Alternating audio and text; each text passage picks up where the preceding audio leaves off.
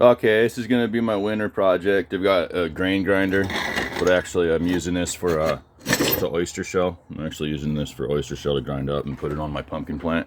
And a pumpkin plant in a trash can. It's all got holes drilled through it all the way down to the bottom. And I got one of these, a pot like this flipped upside down in it, just to keep the bottom open, gapped open, and that way it won't get root rot and it'll breathe well. So it's just a big empty space with an upside down pot at the bottom of it. There's these in here, it's going all the way to the bottom. There's 3 of these PVC pipes going all the way down on the sides of the black planter that I just showed you. So there's actually quite an open gap in here, but what'll happen is the roots will go down to the bottom and it'll turn into kind of like an aeroponic system as the water runs down the roots, because that's kind of the easiest way for the system, the water system. When you pour water in the top, it comes down and it'll travel, it'll chase the root system as it goes into the soil. And once the roots hit that open airspace, it'll turn into kind of like an aeroponic system. Once the water hits that point, it'll run down the roots and create a little bit of an aeroponic system. I got my homemade LED systems here.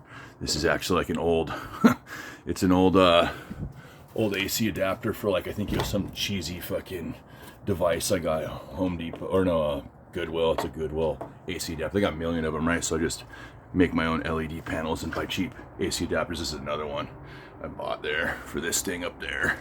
These are homemade LED panels. I made that one 15 fucking years ago.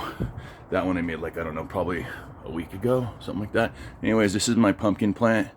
You see I've got some fruit on it right here. There's one, and there's a couple more coming up. I'm gonna try and grow this thing during the winter. Right now what I got is a little heat source in here. A little wax camping stove. Got prepared just to keep the room warm. It's somewhere around 34, 36 degrees Fahrenheit. So it's gonna be like 1 or 2 degrees Celsius in here. But yeah, I got my little grinder for my oyster shell I pull from the beach. Calcium and phosphorus content for the pumpkin plants, and my little homemade LED plants, or my homemade LED lights. I'm gonna play with this and see if I actually can't produce a pumpkin in the winter.